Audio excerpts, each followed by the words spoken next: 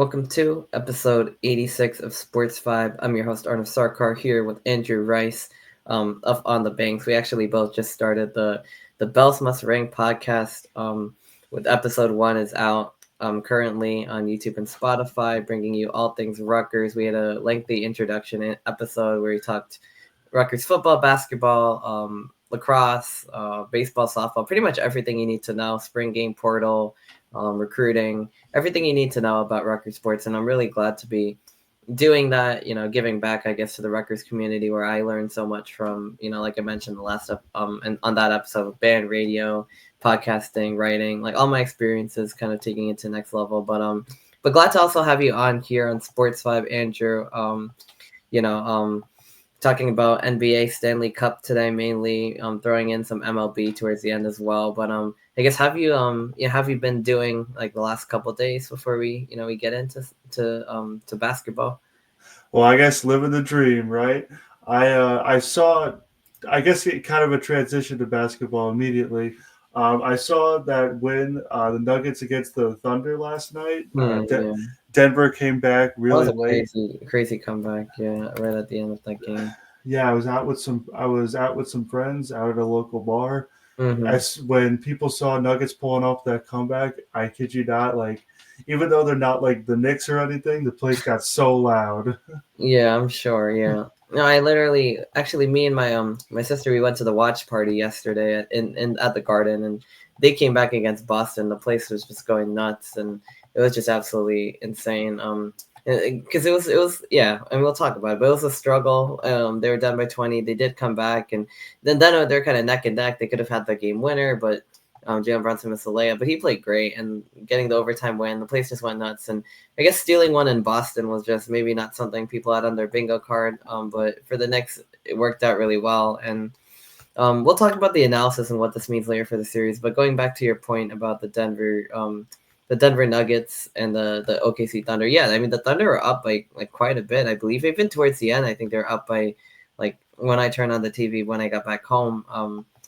They're still up by like 6 or 8 with like 2 minutes left for the Nuggets, and then like the Nuggets they hit like every shot like at the end, and the Thunder missed everything, so they kept getting rebounds, they kept pushing the ball down the court. It was literally the Thunder just continued to miss shots, open the door for Denver, and then I believe they even missed 2 free throws too, and then kept it a 2-point game, and then Aaron Gordon hit the game winning three right at the end. So yeah, his second game winner. He also had the game winning dunk against the Clippers. But yeah, I mean Nikola Jokic. This might be just a good place to start in general. I mean Nikola Jokic had 42 points, 22 rebounds. And Christian Brown at 11 and 13. Gordon 22, Russell Westbrook 18. I mean this team's kind of picking up where they left off. They had a good series against the LA Clippers, who even with the healthy Kawhi Leonard and James Harden, who basically kind of disappeared in Game 7 again. But either way, like the Clippers fell short. Denver, they outlasted the Clippers in one heck of a series. But moving on to this series, yeah, the Nuggets picking up right where they left off. I thought the Thunder were probably going to be the better team, and they probably are the better team still. But the furious comeback right at the end by Denver to take a 1-0 lead, steal Game 1. Like I said, yeah, OKC just missing pretty much every shot, opening the door for the Nuggets, and the Nuggets coming in there to steal it. So like, what did you? I know you mentioned that you're watching that game or the end of it last night. Like, what did you think about that game and about those two teams in particular? Honestly, with how much OKC had Denver on the ropes, I one shot and they probably would have won it if you think about it. Like they make two of their free throws, or even just make like one basket later down the line. Because I believe even at a certain point, with under 2 minutes left, they were up by 10. I I, I That's believe. yeah, that's Don't what I'm saying. don't I quote me remember on that that. too. I don't know if it was exactly 10, but I remember seeing them up like comfortably by like 6 or 8 points, and then the Nuggets just kept making shots. Thunder kept missing it. I believe they missed their like they might have missed their free throws at the end too that opened the door. Or Chet Holmgren, yeah, I think he went over 2 at the line. It was a one point lead for the Thunder, and then yeah, Westbrook found Gordon. Gordon hit the 3-pointer, and the Nuggets won the game. And I just felt like the Thunder were leaving the door open just enough for Denver, and they did it. So I mean, so no, really, yeah, really good win on that. It's game one, so a lot of things could happen, but the road team getting a victory.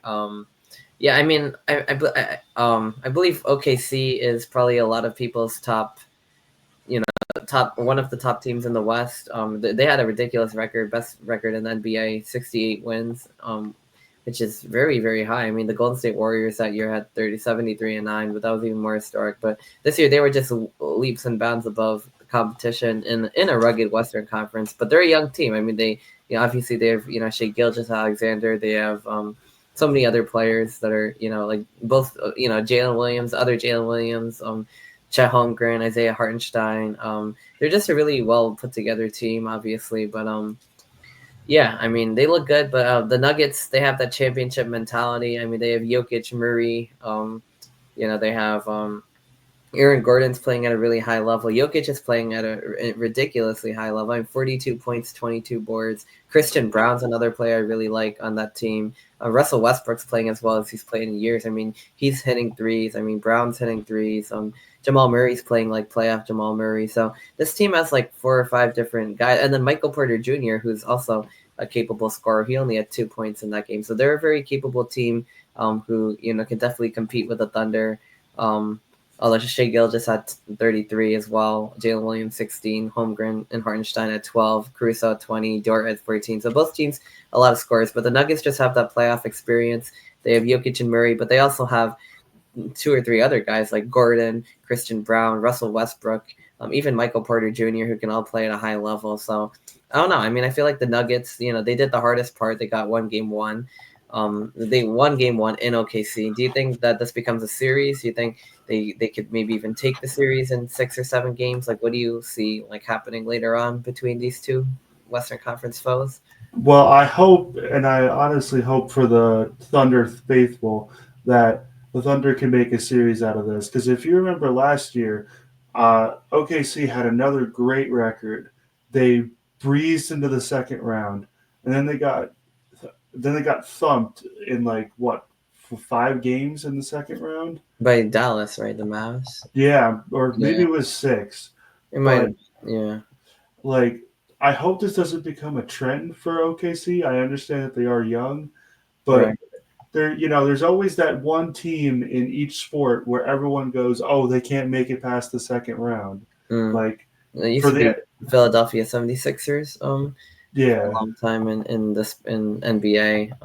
Yeah, Carolina and the NHL kind of, but yeah, I mean, even though they made the ECF a few times, but yeah, I guess. But getting back to your point, you don't want that to be OKC because unlike Philly, I mean, they've had even better regular season records. This year, they look really, really good, and I don't want them to kind of be that team. But I mean, like you said, they're young, they're maturing. But I mean, yeah, the Nuggets do have that championship medal, and they have, obviously, like I said, Jokic, Murray, but the supporting cast of Brown, Westbrook, Gordon, I mean, they're playing very well right now.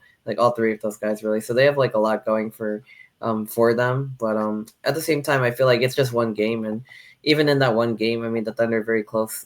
They're probably still the better team, and I would still think that they should be able to win the series. But if the Nuggets do pull it off in 6 or 7, I also wouldn't really be too surprised because I think we could see that they can withstand the talent of Oklahoma City, basically.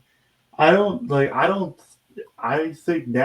you gotta think the Nuggets are the favorite to win the series. I want to see the kind of mental toughness out of OKC to come back from losing game one, especially in their own building. Yeah. Especially in that fashion too, blowing the lead and everything. That's a demoralizer. It's not like they were down by so many. They're up by most of the game. They kind of let one slip. So now are they going to come back stronger? Really show that mentality. I mean, they kind of cruised past Memphis in the first round, although that was a really weird sweep because it was the first game they won by 50, and each time the Grizzlies did better somehow, but then they still like lost. It was like a really bizarre series. Like the first game, the Thunder won by 51. Then the second game, they won by like 19. And then the third game, the Grizzlies like tried to fight back, but then the Thunder came back on them from down 20. They beat them. And then the fourth one, they only won by 2, but they still won in a sweep. And then this time, now they play a much tougher opponent, I would say, in Denver, and they take it out. So it's now they're kind of like, oh, like, it's kind of like a little bit of a shocker here. Like, oh, we lost and we blew a lead, and now how are they going to respond? Because they have the talent, they have, everything you kind of want on a basketball team. I mean, they have defense, they have shooting, they have size, they have all these young players. They have, Shea Gilgeous-Alexander is playing like, probably an MVP candidate. But like, I mean, again, the Nuggets also have a guy like that in Jokic, and they have so much more. So how can the Thunder respond? Because obviously Game 2 is going to be huge. If they go down 2-0 with the series going to Denver, it's going to be very hard. But if it's 1-1, then it's anyone's series, and the Thunder could still take it away, I guess, is the way I see it. Yeah, absolutely. Yeah, cool. So I guess another series, which I already kind of alluded to because we went to MSG yesterday to watch the Knicks Celtics. Another series where the road team stole Game 1.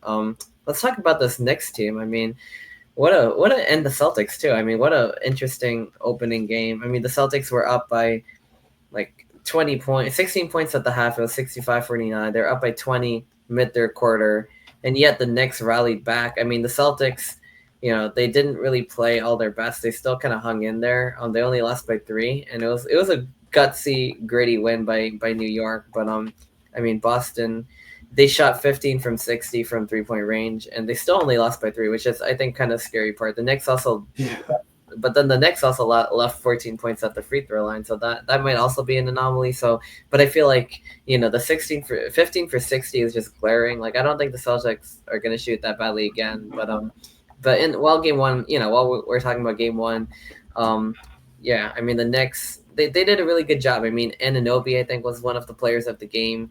Obviously, Jalen Brunson hitting the step-back three-pointers, just making clutch shot after clutch shot, really showing why he's endeared to New York fans. He's like the clutch player of the year or whatever, Mr. Clutch, And then Karl Towns kind of had a little bit of sloppy start, not in first half, some bad possessions, but he still finished with 14 points, 13 boards, so he kind of redeemed himself in a way. Mikal Bridges playing 51 minutes, so pretty much almost the entire game. I mean, as a Nets fan, I remember, we all remember him as like Iron Man, even going back to his time with the Phoenix Suns, and he really showed why. And he came up with a big stop at the end, ripping the ball away from Jaylen Brown, I believe, to end that one.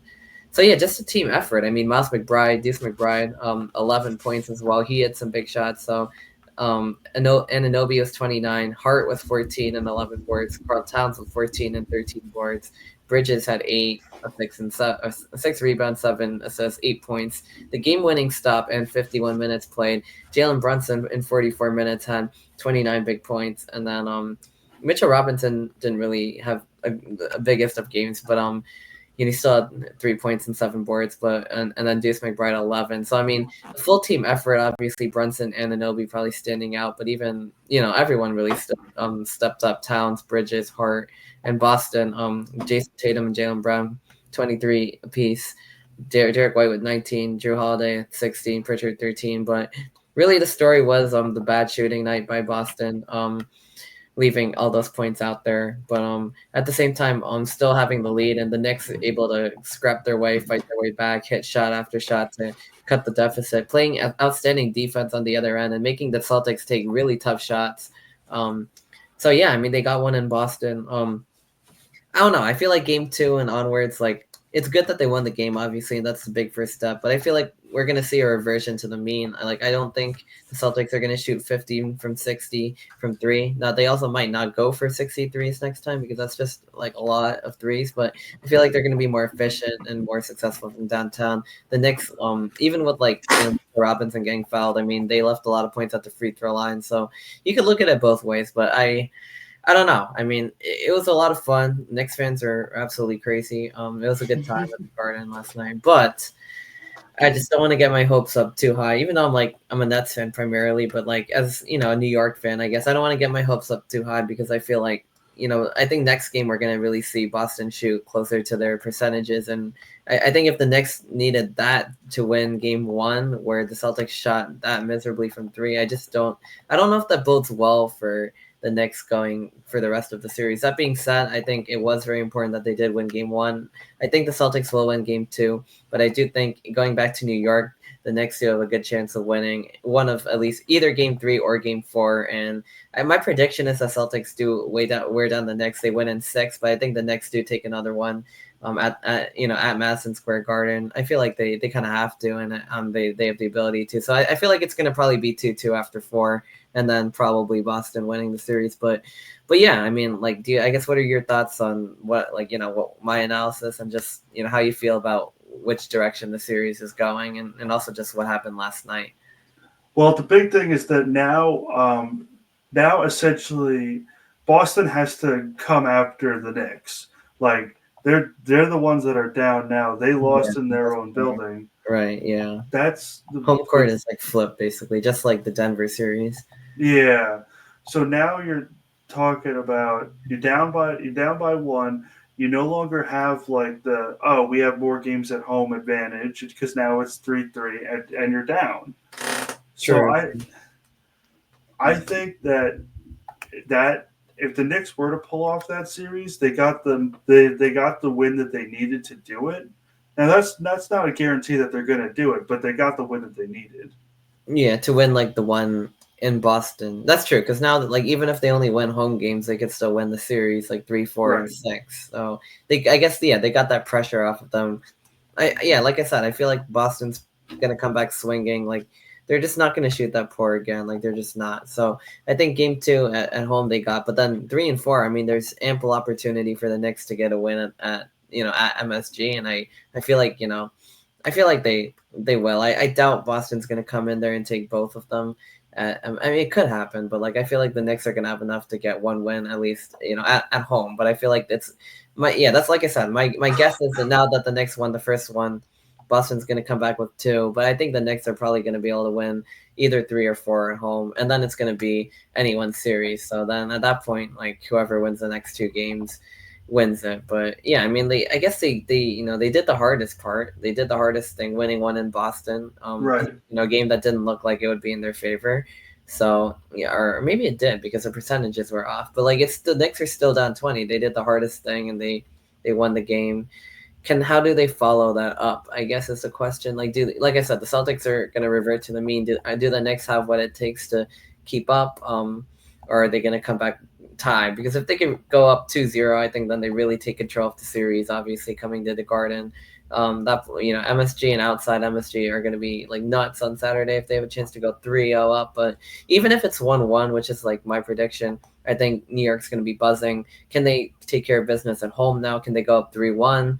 Can they even go 2-2 and then just play on for 5 and 6? Like I think that's really going to be the question, because I think it's just, I don't know. Like I said, I feel like the Celtics had like an F game and they still only lost by 3, and the Knicks probably had like maybe like a B or like a B plus game, and they kind of like they pulled it off. But I don't know how that's gonna bode for the rest of the series. Like unless I'm missing something in this analysis, I don't know. I feel like they have a chance of competing in the series now, which is probably more than a lot of people thought before the series started.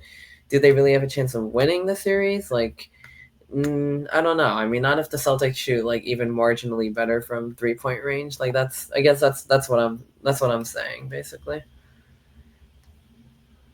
No, I mean that would make sense. I mean, with Boston's talent, you can only think that game 1 was an anomaly.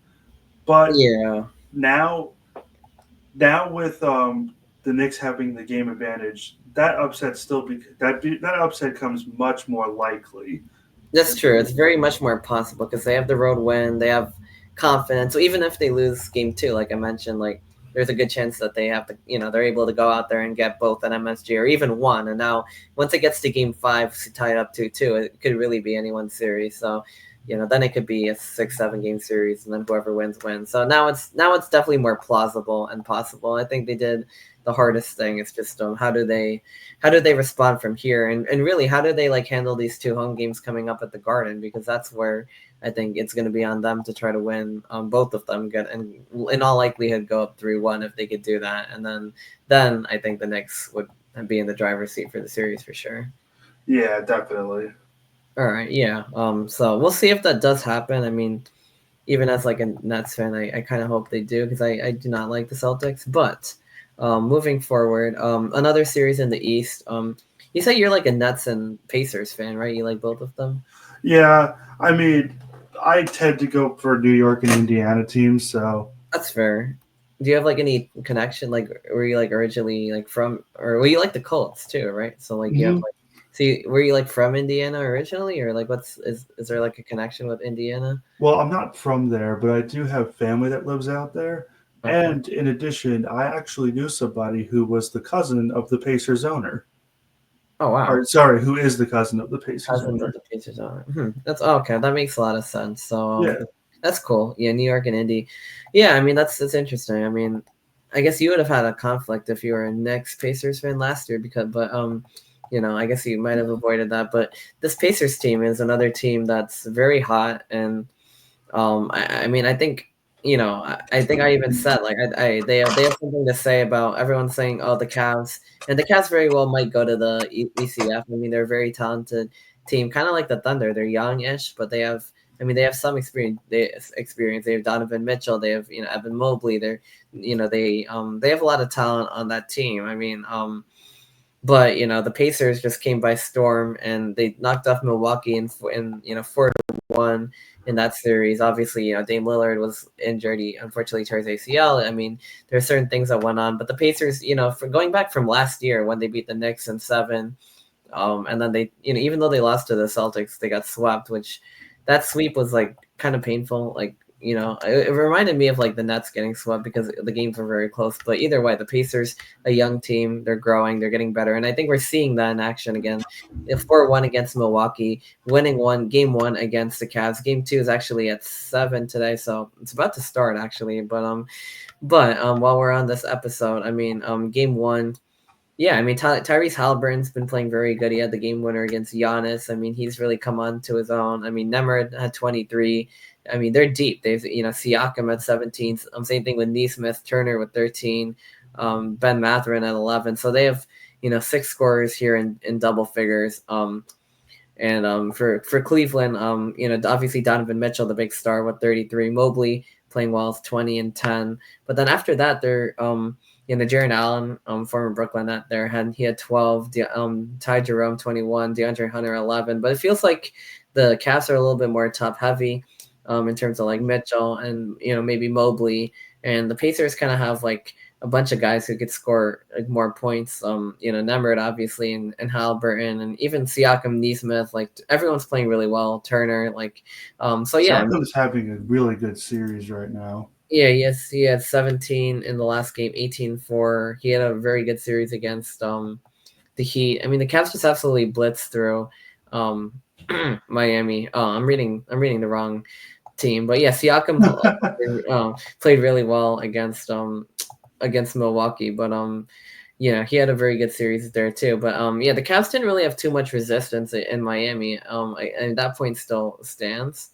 But then I kind of had a feeling the Pacers, like I mentioned, like going taking that series against the Bucks 4-1, and now coming in red hot, going to Cleveland and maybe stunning the home crowd a little bit, because maybe Cavs fans are probably thinking, oh, we got this. But it seems like that's a trend in this playoffs. Like 3 of these top teams now, the Thunder, the Cavs, and the Celtics, all going down 0-1, and now it's like, oh, how do they respond? Because the Pacers are not like an easy team. I mean, they're about just as feisty, just as talented, maybe a little bit less, but probably, yeah. I mean, about just as talented as the Cavs are definitely going to bring the fight. So I mean, I honestly really would not be surprised if the Pacers won the series. I think they have the talent to do it. I think they have the swag to do it. I think they already won game in the process. So I mean, I don't know. What do you think? Because I really do feel like convicted to say that Indiana is maybe going to pull this off, and I don't think it's going to be easy, but I think 6 games maybe. Like I feel like they have a good chance. I would not be surprised if they win tonight and really make it tough on Cleveland, sending it back to Indianapolis for games 3 and 4. Well, I don't mean to show my own team here a little bit, but if you remember last year, people thought that the Knicks were going to wipe the floor with the Pacers, Right, and right. the Pacers beat them in 7. Now, granted, the Knicks had a lot of injuries, Yeah, very but banged up. but the Pacers weren't as deep as they are this year. I think that they're number 4 in the conference for a reason. I True. and since they stole game 1, I think very well that they probably take this in 6. And not to go against your Knicks, but I'm pretty sure they're going to be matching up against the Celtics again in the Eastern Conference. Yeah, that's gonna be an interesting one too, honestly. But yeah, I mean, just like last year. Now, I guess then the question would probably be who wins, because I guess I'm probably more of a Celtics hater than like a Knicks fan, being a Nets fan. But like it's weird. But like I would definitely root for Indiana in that series. Then what would happen? But it probably would be Boston, but it would be, I feel like, a much tougher series than what we got last time. I feel like Celtics, Yeah, the Pacers would probably push it to 6, maybe 7. But I think Boston just has too much talent. If they can get it all rolling again, I feel like Celtics are probably bound to make the finals. heck, even if Even with the better Pacers team, I think they have enough to get through with Porzingis healthy and everything. Like it's just going to be a lot, but one step at a time. But I mean, looking ahead, if the Pacers can get through this, it probably will be Boston in the ECF.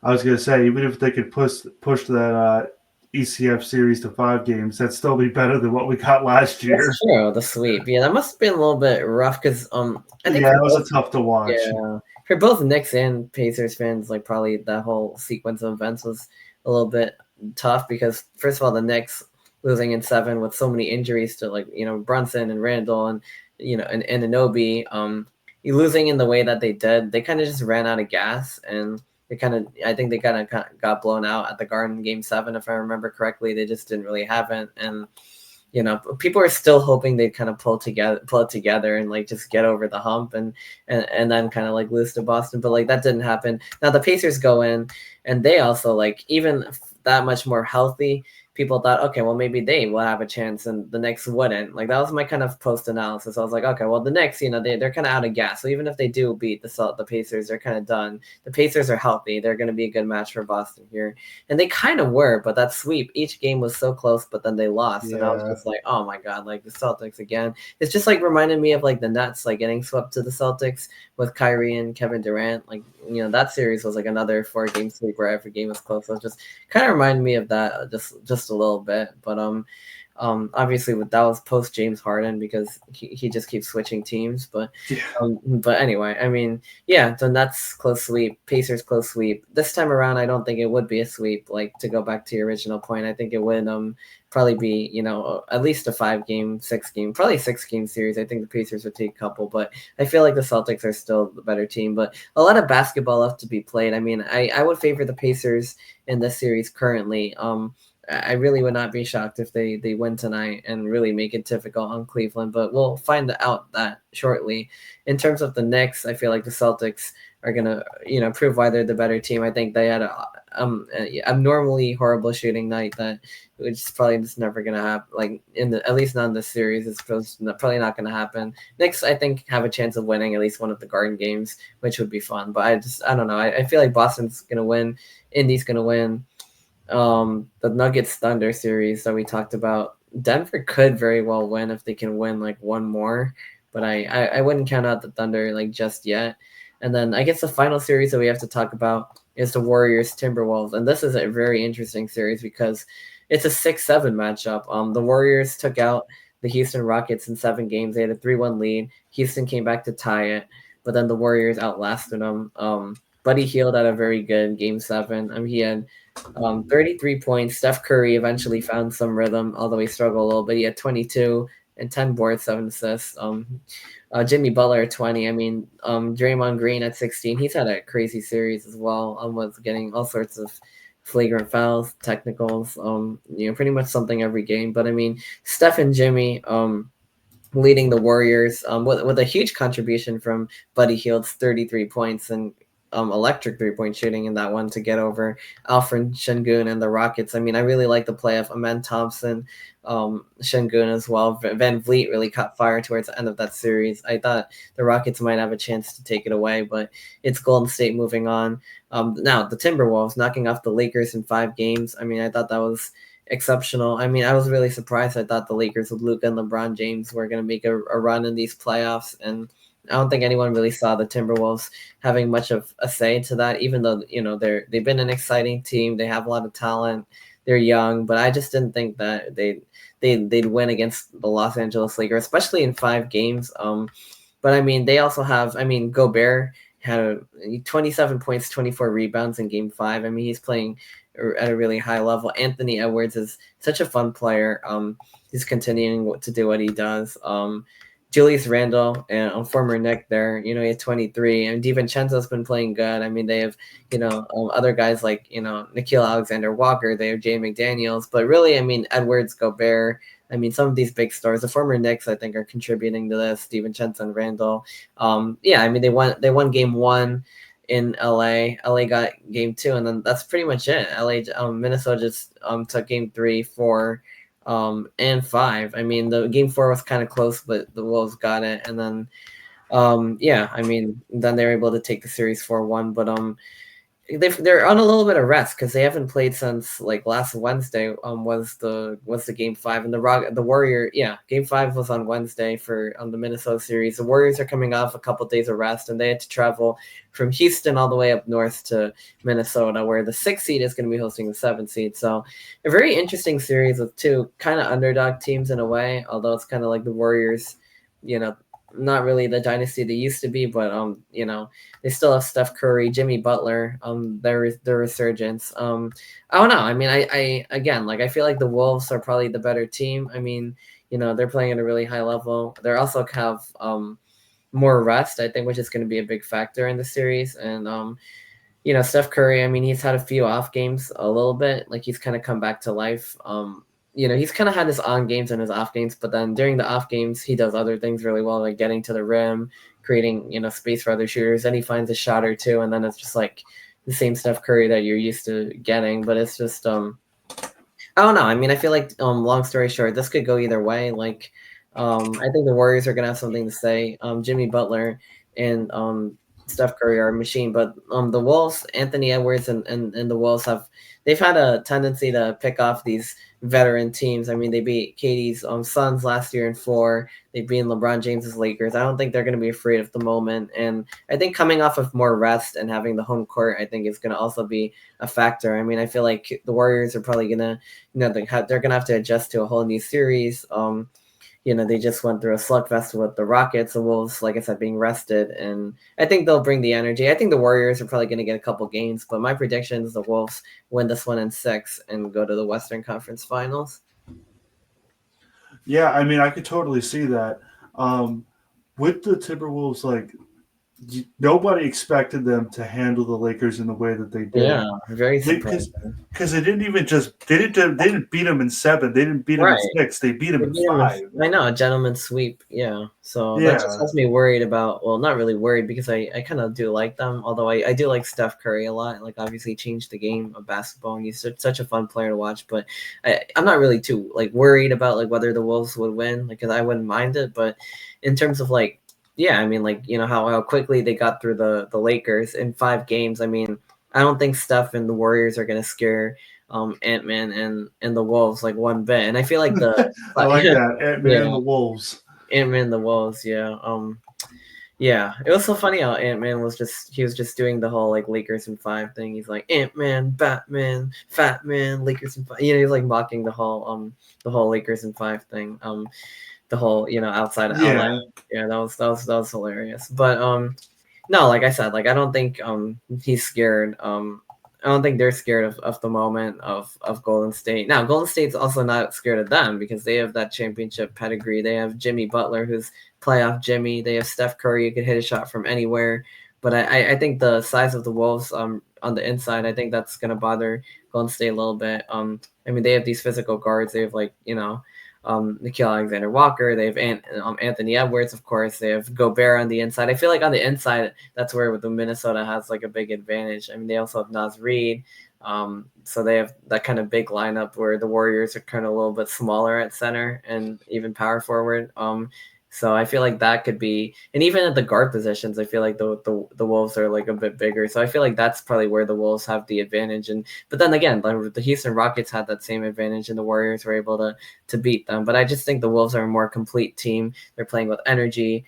They have a lot of obviously a lot of firepower, but they also have a lot of interior presence. They have good shooting from 3-point range. I mean, they can also hit a lot of threes. So I feel like they're the more complete and better team. And just seeing the way they dispatched the Lakers, like, I just feel like, I don't know. I mean, not that the Warriors aren't better than the Lakers, because they very well might be, but I just feel like, they went through a whole hectic series against the Rockets, scraped by that one, but I think the Wolves have what it takes. Like, I think we saw that last year. I mean, I could be wrong because it's the Golden State Warriors, it's Steph Curry, it's Jimmy Butler. Like, I could be wrong about this, but I just have a good feeling about the Wolves this year, that they're going back to, especially after the Lakers series. I feel like I wouldn't be surprised if something similar happens with Golden State. I feel like Warriors, I think, are going to win one more game, maybe even push it to Game 7. But I think the Wolves, at the end of the day, are the better team, and I think that's gonna win out over the course of the series.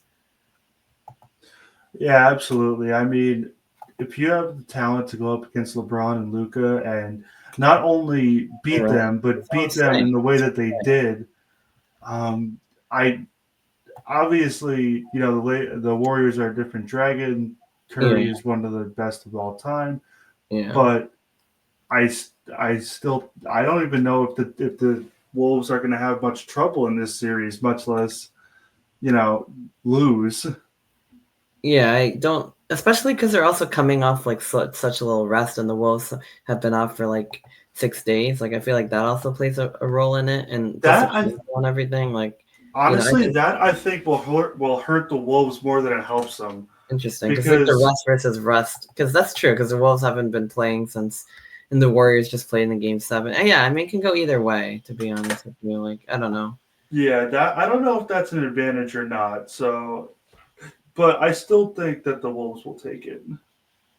Yeah, I think so too. I'm seeing like an article I guess LaShawn McCoy, who apparently is he's a Warriors fan, which I didn't really even know. But well, I'm pretty sure he's from California, isn't he? Oh, okay. Well, that makes sense. Yeah, because I mean, I remember he played for the Bills, the Eagles for a while. I wasn't sure where he was from, but yeah, no. Like, he says he thinks the Warriors are gonna beat the Wolves because they care more about defense than the Lakers, which I think is a good argument. I mean, they do play good defense. They are very good with their shot making, obviously, but the Warriors yeah, they also do play good defense. I think that's really like showed out in the last series, like Draymond Green, everyone else just playing solid defense, and of course Butler and Steph Curry. I think if they can go off, but I think the Wolves got it. I think that, like, Ant-Man, Julius Randle, Rudy Gobert, I think is going to be a big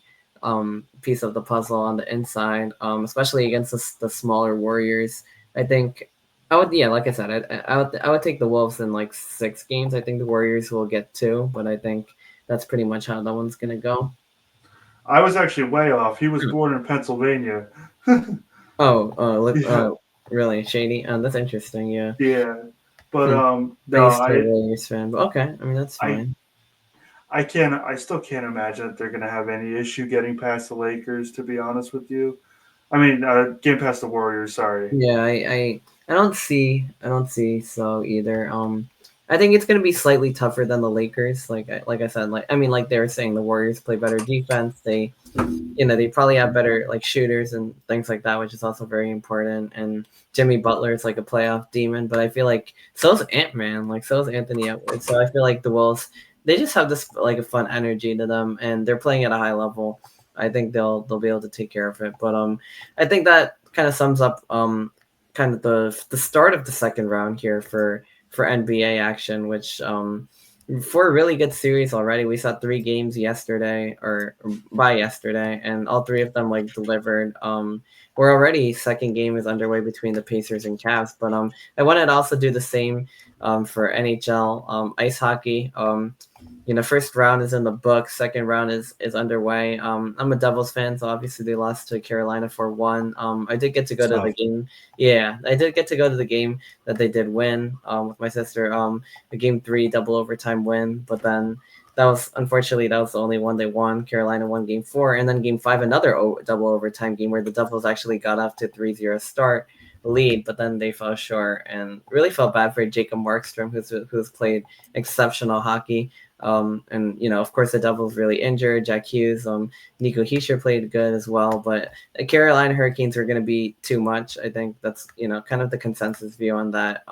For the Devils, just health wise, I think if the Devils were healthy, it could have been maybe a different series. But we're on to the second round. Carolina is underway with Washington, and I'm very excited about this series. As kind of, I guess, a neutral fan, although I'm kind of rooting for the Capitals obviously now, and I also do want obviously Ovechkin and the whole being the greatest scorer of all time, most goals. So hopefully the Capitals take care of Carolina again, for Devils fans and for other fans' sake. But it should be a really good series here between two high flying teams. I mean, Carolina plays a physical brand of hockey. Like they really do swarm the goal. Yeah, they play put a lot of pucks punishing on hockey. net. Yeah, when they're on their power play or even just in general, I mean, they just don't let up. They'll keep shooting until something goes in. But not even just shooting, but they are physical. They're a physical, relentless team, and I think the Devils, they kind of knew that. I saw it. I was impressed by what I was seeing, when they were on their power play. Even when they're not on their power play, the way they,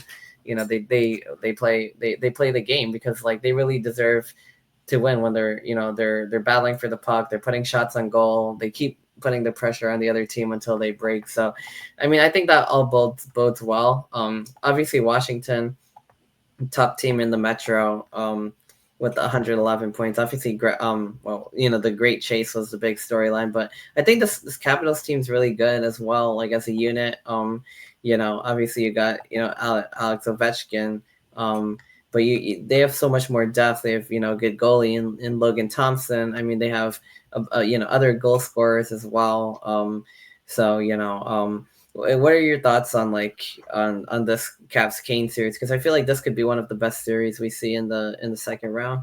Well, my Islanders, we're pretty familiar with the Hurricanes. They bounced us from the playoffs the last 2 years. Also, speaking of the Islanders, real quick, well, they won the draft lottery last night. Oh yeah, baby. A 3.5% chance. Oh yeah. So, is there a prospect in mind that's number one? Because I feel like in hockey every year there kind of is one.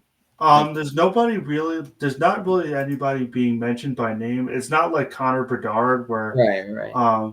But even still, just get any offense. I beg any offense. Yeah. Because we have such a struggle of getting pucks to the net. It's just anything. Yeah.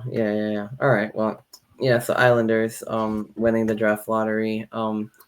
Interesting. But I guess going back to so you guys are familiar with the Canes. I feel like all three of our New York teams are familiar with the Canes. The Rangers actually, who I guess we probably both despise, but they've had the most success with Carolina. They've dispatched them in I believe 2 of the previous seasons. But then they got taken care of by Florida last year. I really love the Panthers because they beat the Rangers too and on route to the Cup. So that was great. So go out there and go get it again. But anyway. I'm pretty sure it went back and forth. I think the Canes bounced them one year, and then the Rangers bounced them the next year. I could be wrong about that, but I'm pretty sure it went back and forth. But when it comes to Carolina, they even the series that they had against the Islanders. Obviously they had a lot more scoring talent. That's why they won. But that series was a rock fight. That was They hit you. They're aggressive on the forecheck, the back check. Yeah. Injuries undo them a lot because they have. I remember a couple of years ago, their goaltending was named out of sticks and scotch tape. But, in all honesty, if you're talking about who do I think is going to win this series, I think with how good they've been for how long, Carolina's got to break through at some point. It feels like they're bound to, like, too, which is where it gets interesting because yeah, they've been like knocking on the door, and I think the one year they made the ECF, then they made the ECF, and then they lost to the Panthers and four, but it was like a sweep, but Yeah. yeah, which was I guess kind of nice because I think that was also the year that they beat the Devils. So Panthers are really like doing like my work because they beat the Canes in four, then they beat the Rangers last year in the conference finals, and I was just like, like just go out there and win the Stanley Cup. Why not? Like it upset me that the Oilers like came back to 3-3, and because at that point I think I was rooting for Edmonton. I was like, oh, let's see this, and then they kind of like were like no, but like at the same time I was like, well, they still beat the Rangers though, so I was like, that's kind of what I was thinking with Florida. So good luck to the Panthers this year. I'll say that much. But Caps, Canes, obviously, I guess I'm rooting for Washington because first of all, the Devils. Second of all, like I like Ovechkin, and like I want to see them, succeed. And they also have a really good team. But I think you're right. Like I mean, I think the Canes are probably, they're it's probably close to their time to break through. Like at some point, they kind of have to. They're healthy this year. They have all their goal scorers like very healthy. Yeah. Aho's healthy. They have Brian Burns on the defensive end. I mean, Taylor Hall coming in, who's kind of been all over the league, and then they have, Kanemi, or I don't know how you say all these names, but Martin, like Jacob Slavin's played very good. Jordan Stahl, I mean, and then Andrei Shmeshnikov, who was very lethal against the Devils, as well. And then Frederick Anderson, who took a big injury, in one of those games.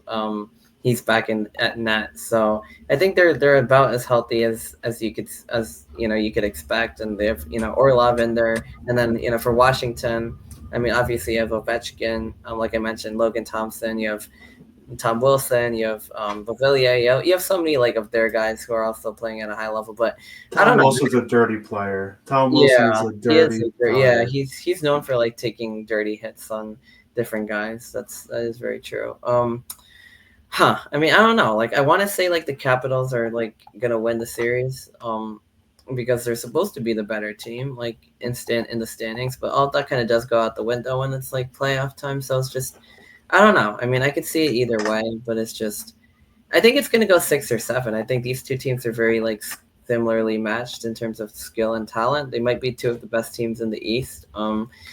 I don't know. I mean, I would want to say Capitals in like 6 or 7, but I could see Carolina winning it like very easily. So like, I'm gonna say Carolina in 6. In 6, yeah. I feel like it's probably about their time to break through. But I feel like Washington's just had such a good year this season. Like, I feel like that's just bound to continue in the playoffs. And both of these two teams like kind of had a cakewalk over their opponents, like relatively speaking, like 4-1, like so. Yeah, I mean, it's probably going to be like each of them meet their match now in a way. Right. But I could definitely see Carolina winning because they play such a physical, like tough style of hockey. Like I could very well see them breaking through because they're like fully healthy this year, and I don't know. We'll see. And what happens in the NHL is like the top teams tend to struggle a little bit in the playoffs, which is weird. Like there's a President's Trophy curse, but yeah. I think definitely. I think I'm okay with you saying like Capital or the Canes are gonna win. I'm okay with still like picking the Caps, but I think in a close series, I think it should be a good one. Like Game 1's gonna be a tone setter tonight. Speaking of another series that was a tone, Game 1, it wasn't necessarily a tone setter, but kind of a high scoring affair, like for hockey at least, relatively speaking. It was 5-4. Toronto Maple Leafs surviving the Ottawa Senators in 6 games. After starting off 3-0, Senators winning a couple and kind of putting the scare into like Toronto fans after what's gone on over there for years. But they did survive and they won the Battle of Ontario for 4-2, and also they won Game 6 with the same score of 4-2, which is interesting. But they move on to the second round. They face those Florida Panthers who just are fresh off the Stanley Cup. They're fresh off a 4-1 win in the Battle of Florida over the Tampa Bay Lightning, who, it was also a pretty tough team, I would say. But the Panthers showing that grit and their mentality. However, it's the Maple Leafs taking Game 1 5-4 after getting off to a 3-1 lead. So, yeah, I mean, like Toronto, another team who's been cursed in the playoffs. Do you think that like continues again? Like, or do you think like, I mean, Florida's a very good team. Bobrovsky's very good. Marchand, they have like most of their lineup back from, I mean, Kachuk's back in the lineup. Barkov. I mean, they have pretty much like all their guys. Marchand coming back in, coming from the Bruins. I don't know. I mean, I just don't trust the Maple Leafs, like what their history. I mean, we saw what happened when they went up 3-0 against the Senators. I mean, the Panthers are a very good team. I know the Leafs did win game 1. I would say the Panthers are probably going to come back and win this one in 6. I don't know. I know Toronto also is healthy and they have a lot of stars, but I really just don't trust them, especially with Stolar's taking that hit and everything as well. Like that might impact his availability for the rest of the series. But what do you think is going to happen with this series? My question is, what happens to Toronto when something starts to go wrong? Well, Because, that's what I'm saying. that's like, because at some point, something is not going to go their way. Right now, like, I'm sure you see it for years past, the second that they started to face major adversity from their opponents, they imploded. Or Yeah. when their opponents played a full 7-game series with them, they Mm, imploded. And they yeah. almost did it against the Senators. I I mean, know. It was like they had a big lead against and everything too. A yeah, team that would has never not made the playoffs since 2016, and we're basically dead in the water. And they basically, injected life into the Senators, and the Senators were probably very close to making this like even more competitive than it was. So yeah, that does scare me a lot about the Leafs and like their prospects in this series, because the Panthers are like not the Senators. Like they're a very tough yeah. team to beat. I don't see So any way the Leafs like win this series. Like I just don't. me neither, because the only way that I could actually, there is one way I could see the Leafs winning this series, and that is they keep their foot on the gas Right. the entire time. And I Yeah. mean, they don't let up at all like they have a tendency of doing around like games 4 or 5. I mean, Right. Right. Right. they Right. keep they All to the metal. Yeah. if if the series goes to 6 games, Toronto is dead in the water. Yeah. If they could take it in the first, first 5 games, which is, Yeah. I'm gonna say, it's gonna be very, very, very unlikely. Right. Then obviously they pulled it off if they did it within 5 games. Yeah. But the longer the series goes on, the more chance they have of losing. Yeah. Because the Panthers are like well versed in this. I mean, they won the Stanley Cup last year. They made deep runs. I think Yeah, multiple years before that. They know what it's like to play Game Sevens, and they have a good track record of like withstanding that pressure. I mean, they had the 3-0 thing go against them. They were able to pull it out. And Toronto's just had such a bad history with us year after year after year, and against Boston, against anyone else in the playoffs, really. And I mean, it's Boston, the boogeyman. yeah, the Bruins. Yeah, I mean but like even like other teams, like if they like, I believe last year they didn't play. I don't know who they played last year, but then they also lost in like the second round last year, the first round. So like it's just I don't even know, but like I don't even think it's like opponent based. It's just they just have a bad like history with this stuff for some reason. But yeah, I don't know. It's just not the team to trust. But like you said, I think they have the talent. Like Austin Matthews, they have different goal scorers. Like if they can get it done like early, I think It's that would, because yeah, that would be good. But otherwise, like yeah, the more games go on, the more likely the Leafs are to lose the series. I think you're completely right about that. it's because the Leafs don't have the defensive structure to go 7 games with somebody. I mean, they were able to do it against Tampa Bay like 2 years ago, I think, in the first round, but they don't have. But that was a very weakened Tampa Bay team. They lost a lot of players.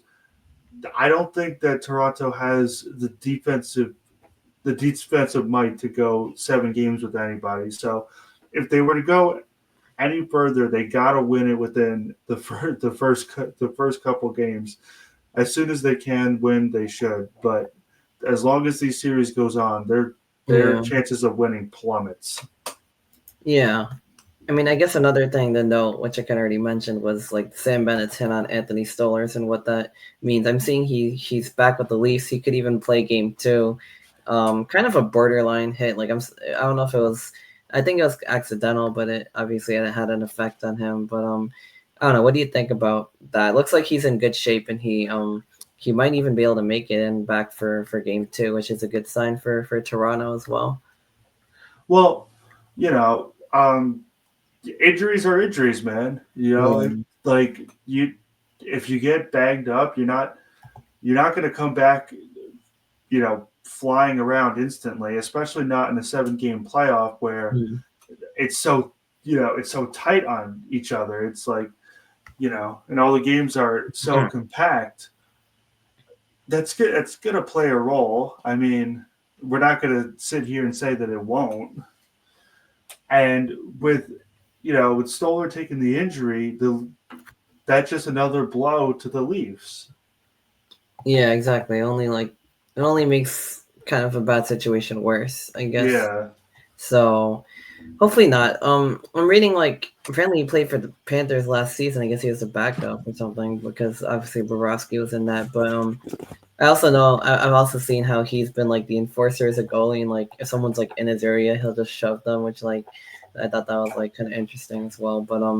But yeah, no, I mean, like obviously injuries, just not really a good luck.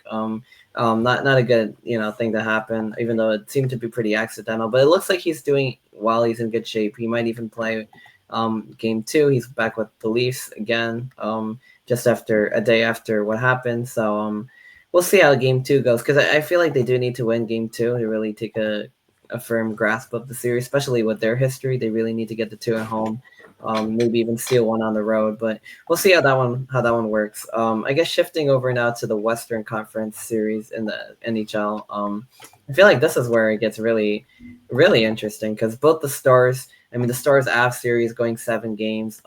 Rantanen having like a big game against his former team with 4 points, 3 goals, 1 assist. I mean, doesn't get much better than that. Dallas winning in 7. On the other side, you have Winnipeg taking on St. Louis, another 7-game series, and that one went really down to the wire. I mean, the Blues were this close to winning. I thought they'd probably win.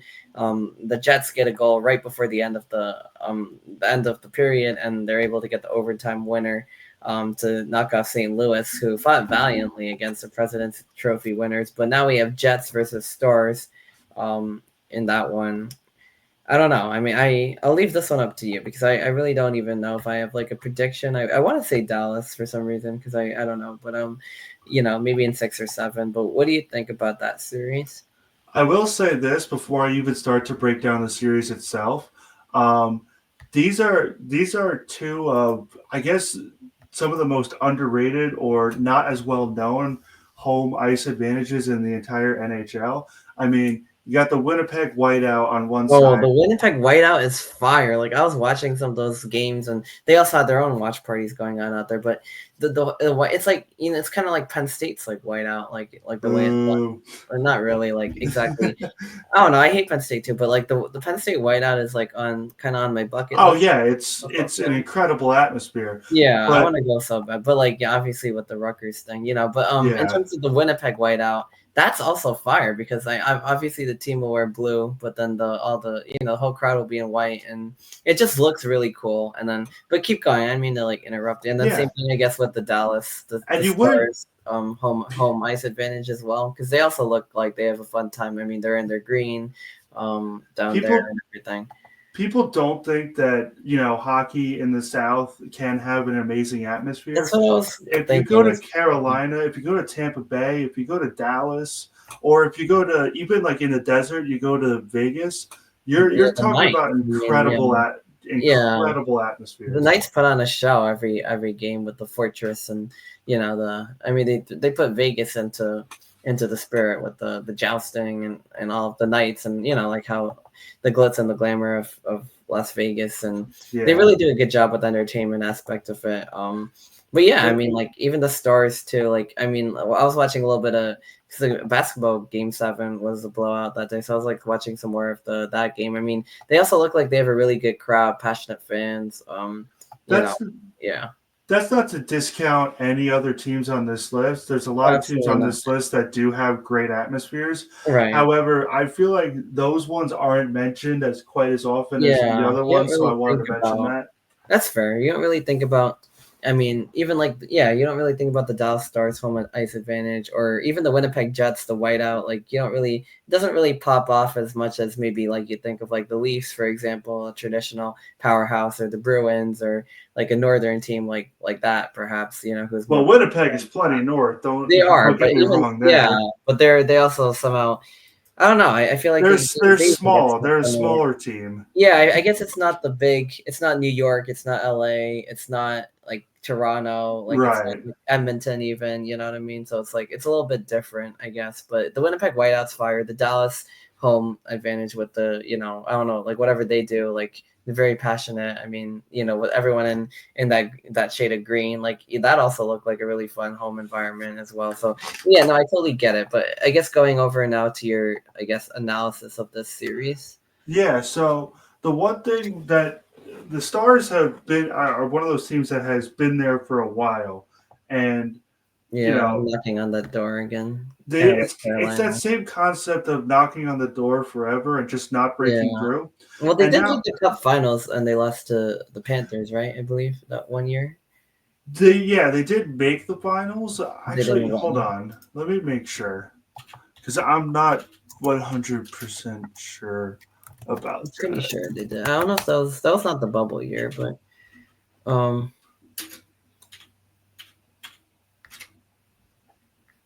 Uh,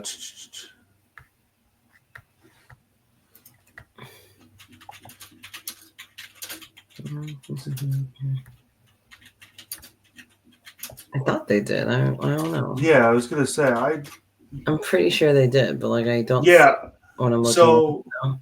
Just bizarre, but they went in 2020. yeah, that's what it was against Florida, right? Or Tampa. Tampa, yeah, Tampa, Tampa. that's why. Oh, okay. Yeah, I remember they won. But that was before the bubble, right? Or something like, I think. No, That I was, think that was in the bubble. I was in They the bubble. they went and they lost. Huh. Yeah. I remember that. Yeah.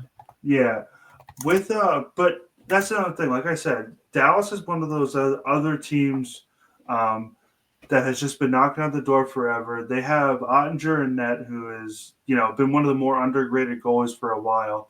And speaking of the guy in the net, uh, Winnipeg may have won the series, but Hellebuck did not look that great, and he still had a really good save percentage, but in clutch He moments, did he not. really He got pulled like 3 times, I believe, in that series. Like all of the road games. yeah. Sorry, I don't know what I was saying there.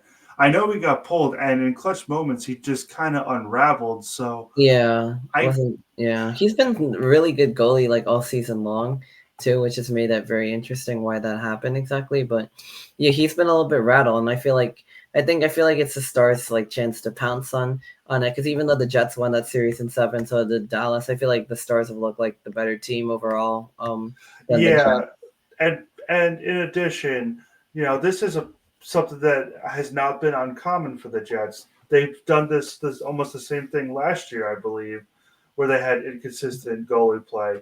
So I think that Stars with their playoff experience, their consistency overall. Mm.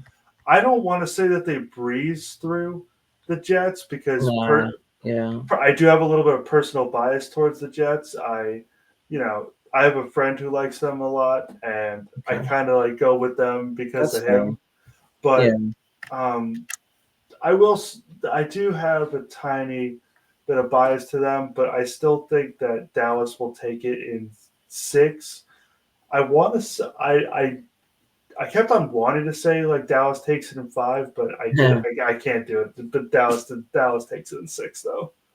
I think that's fair, because I think the Jets obviously like President's Trophy winners and whatnot, but that's a No, cursed they team. have the talent. The talent is Yeah, there. it's To just prove that.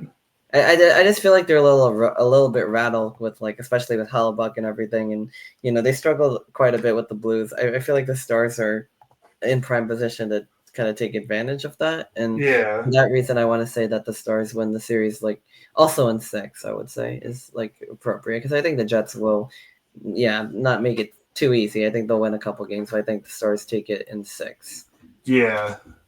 and then that finally, I guess to end off here, we have the Oilers and the Golden Knights. So the Oilers, again playing the Kings, I believe for the fourth year in a row, beating them in six, even though the LA Kings took the first two. Edmonton climbs back and knocks off LA. And then the Vegas Golden Knights, they've been another team who's they did win the Stanley Cup. They've been basically in contention most of their years in the league. Most of their I don't even know 6 or 7 years in the league now, or maybe even longer. But they've been a very good perennial contender. I mean, they have a lot of talent on their team, kind of year in year out.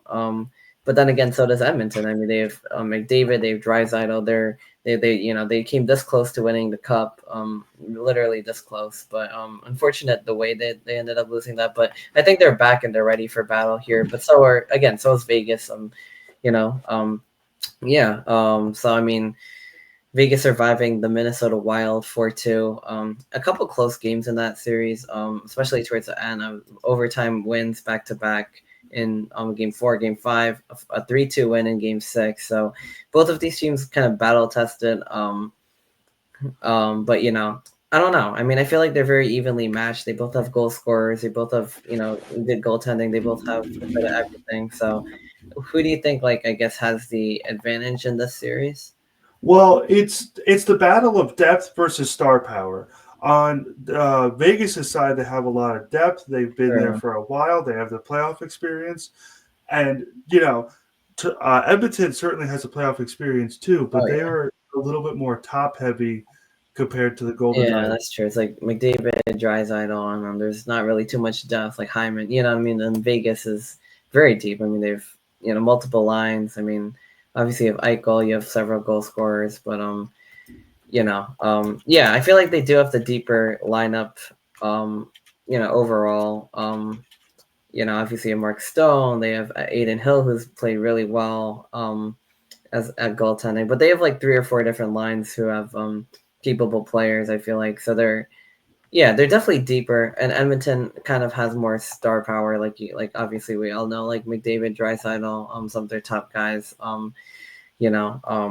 A lot of that Stanley Cup team obviously making playing again. But yeah, I mean, in that case, I don't know. I mean, I feel like Edmonton isn't quite what they was last season. I would like to go with Vegas and just probably take them in 6, maybe 7, but I feel like it could definitely go either way. But that's my prediction. I feel like the Jets or the Oilers have taken a slight step back, and the Golden Knights have taken just a little bit better than they were last season too. And I feel like I think the Golden Knights do win a tough series against the one thing that does concern me about the Golden Knights is that the Wild were definitely one of the weaker teams to make it to the playoffs, but the Golden Knights pushed. I mean, the Wild pushed the Knights to 7 games. Or 6. So or the 7, yeah. So the one thing that, but still, yeah, that's true. Yeah, that's the one thing that kind of concerns me about the Golden Knights. I mean, if you look at the Edmonton series, yes, the Kings stole the first 2 games, but then afterwards, I mean, other than a close overtime game in Game 4, Edmonton just pretty much just blew them out. Yeah, that's true. They really did they did a good job of turning the tide, because it felt like the Kings really were gonna win that series, going 2 games in, 6-5 and then 6-2, and it was okay, I think we got something different. Then the Oilers were just not happening, 7-4, 4-3, they kind of really 3-1 and then 6-4. They kind of flipped the script. So yeah, and then the Vegas Golden Knights, I mentioned, 3 close games in a row, 2 overtime wins for Vegas, and even the last game, which was a 3-2 win by the Knights, each one of these were close. And I feel the Oilers are probably coming in with more confidence and more they're even more hot. So I feel it could go either way again. I don't really know, but I will say there is another major cause for concern that comes from the Oilers' point of view. The Oilers, other than game 5, they were not able to keep the Kings out of the back of their net because, game was 1, game 2, they gave up 6 goals. Game 3, they gave up 4. Game 4, they gave up 3. Game 6, they give up 4 again. So unless Edmonton finds somehow, some way to shore up that porous defense, I honestly, I could even see, as much as it pains me to say, I could even see the Golden Knights taking it in like 5 or 6 because you know Potentially, yeah. you're talking about a team that has scoring depth all over, Oh yeah. and has a solid defense, which McDavid and Draisaitl are going to find their way through that defense. I mean, it's inevitable, but it's not inevitable, if you know what I'm saying. Yeah, it might not happen like every game or multiple times a game as much as like Vegas can find the net basically with Edmonton's defense. I see what you're saying. Yeah. So, and the Golden Knights, they won the Pacific Division for a reason. Mm-hmm. They are they're definitely the team to beat over there. So True. I with how porous that Edmonton defense is, I just don't know if this is the matchup for them. Yeah, I mean, I think that would have me a little bit worried, I guess, if I were rooting for Edmonton because, yeah, like you said, Vegas has like a lot of different options that can, I mean, score goals, 2, 3, even 4 lines deep. So I mean, I feel like they I mean, just to name a few names, like Eichel and Stone, obviously, are threats, and then having Carlson, having Riley Smith. I mean, you can Yeah, just keep reading through exactly. these names, like like they have each line has probably like 2 or 3 different options that are goal scorers, and Edmonton is kind of like really like top heavy, and especially with their defense not being that good, like Vegas can kind of get a goal from anywhere, and Edmonton, has had trouble like kind of what I mean, like they haven't. Kind of stopping that. Yeah, they have trouble. All these, even their wins have been very high scoring. So it's just, I think that does favor the Knights. So I guess that does, yeah, like I said, that favors the Knights probably in 6, maybe 7. But yeah, I could definitely see in 6. But cool. I mean, I think that basically covers pretty much the whole first round here for both or the second round Second rather, round, yeah. second round for hockey, and we already did basketball obviously, so pretty in depth there. But Cavs up 32-15 end of the first at the time of this, or 38-21 at the time of this recording, or actually mid-second or early second, but we'll see. I mean, like, it's definitely going to be a series there for sure. And I think one thing that's really interesting about Stanley Cup and NBA playoffs, and that I think it's gotten like even more noticeable in recent years, is that each game takes on a life of its own. Like last playoffs for NBA, it's like one game is one way, the other isn't. Like the Nuggets Wolves series, for example, last year, one game is like a 50-point blow in one direction, and then it's the other way, and it's like nobody knew who was going to win that series because each game was like ridiculous, and then Game 7 was like a close game, and then the Nuggets or the Wolves won. So it's just like, whether it's hockey or basketball, it's like each game is so different. Even in the most mismatched series, there's always like the game you're supposed to win, which I hate when people like say that, because it's just like, well, what if you don't win that game? Like, then what happens? Yeah. It's just like, being on that losing. I'm like, what if you don't win that game? Why do you have to think, oh, we're supposed to win one and then we didn't win it? So like now what? Or like, what if you do win one? So that's it. Like, are we just done? Like, but that is how Yeah. it is sometimes, because like, even in these blowout series, like there is always that one game where like, even in that Memphis series against OKC, there's such a mismatch, and even then there was that game that was the game Memphis was supposed to win, the one they were up by 30 and they messed up. So you know what I mean? Like that's just, but each game, even in a series between two teams, is so different. It's just like you're watching a different game every time, and I think that's what makes it really interesting too. But I think the same thing happens in Stanley Cup as well. You'll see the flip flopping of the games, but I feel like that's what makes it more exciting. I think that's just like a recent trend that I noticed, like how wildly these series can vary from game to game. But that's where I guess the depth and the talent will take over, because you can't really sustain one lucky game or another. Like eventually, like it's gonna win out. But there is, in a 7-game series, like the Devils like beating the Hurricanes in one, that was a tough one. Like things like that do happen, but over the best of 7, the best team like almost always will win out at the end. So I think that's what makes it really fun and exciting. But either way, like really good talking about both basketball and hockey playoffs. I want to do this series every week. Where it's maybe every other week, so we can get updates going into the conference finals and going into Absolutely. all the way through the Stanley Cup playoff or Stanley Cup finals, NBA finals, because it's really one of my favorite times in the sports calendar. I guess like before we sign off, I was gonna talk about baseball real quick. I know both of us are like Yankees fans, so they're 19 and 16. They're kind of in the at the top of the division, which is a crowded one. A Red Sox and Blue Jays and Rays are kind of right there. Aaron Judge has had a terrific start to the season. I mean, when doesn't he? Yeah, but I think even more this year. Like he's been hitting home runs. Left I just and right. need to see it in the playoffs. That's all Yeah, I'm saying. man. Like, yeah, it was unfortunate what happened last year, but I mean, any other surprises? I mean, the Mariners are looking good. The Tigers are looking good. Yeah. Which is So, interesting as well. especially when it comes to surprises, one thing I do want to point out is that the Athletics, I guess we can't even really call them the Oakland Athletics anymore, but the Athletics are Oh my goodness, yeah. 7-3 in the last 10 and 20 and 16 overall.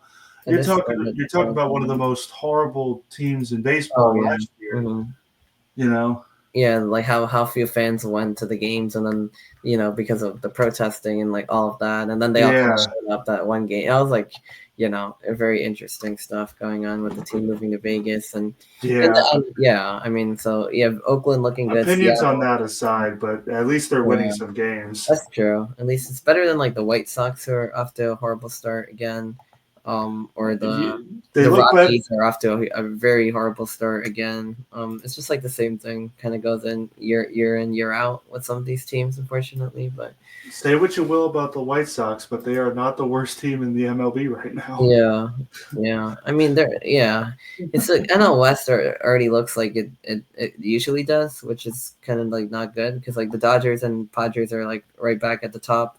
And then the Giants and D-backs are in the middle. The Rockies are like so bad. Like I don't even know like how you get that bad in baseball, but that's a different story. But I guess the Diamondbacks punched all the way to the World Series a couple years ago. That's true. Yeah, exactly. So I wonder what's going on there. And then the Mets, the Mets are off to a really hot start and everything. So even with one side like not playing as great to begin the season. So yeah, I hear that, but I also hear like their hot start is like one of the most unconvincing hot starts, like of the hot starts, if that makes sense. I guess so. Even in their last 10, they're 5-5. 5-5, yeah. So I guess they have cooled off a little bit.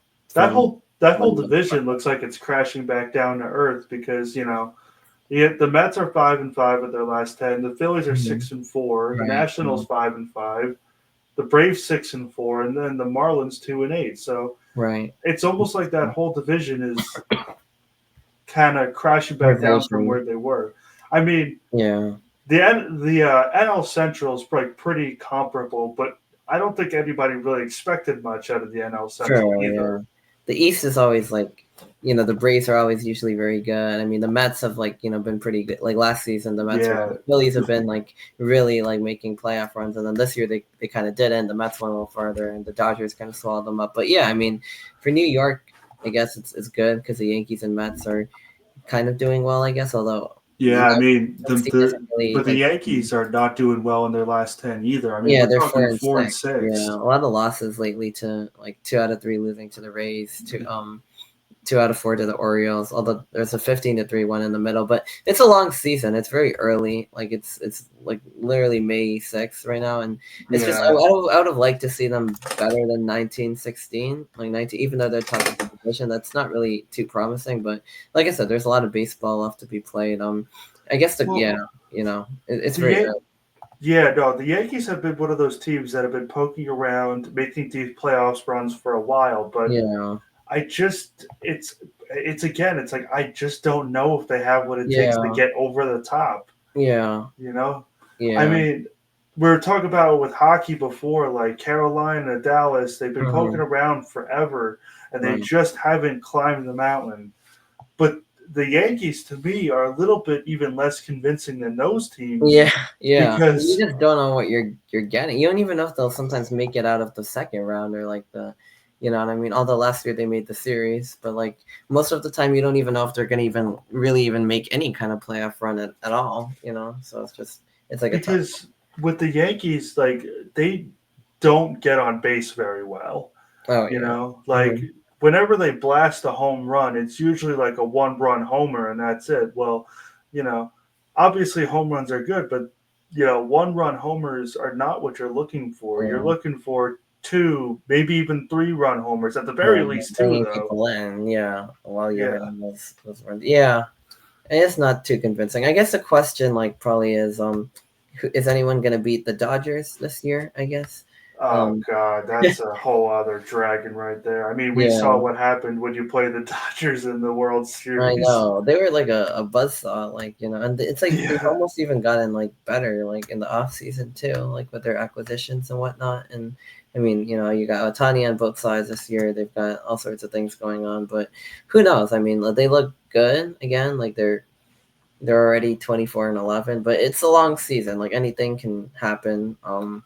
So I wouldn't pencil them in just yet, but like at the same You time, never know what they're could looking really happen. good. So we'll see. I mean, again, there's a lot of baseball left to be played. It's very early, but it's good to do the early. I mean, the Mets do look pretty good, but also not really that convincing. But again, there's a lot of season left.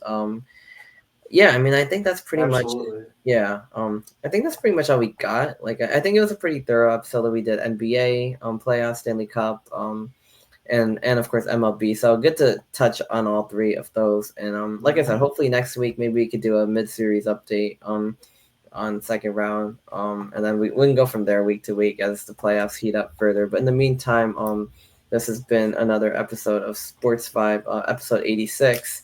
And as always, enjoy the playoffs, and we will see you next time. So there, guys.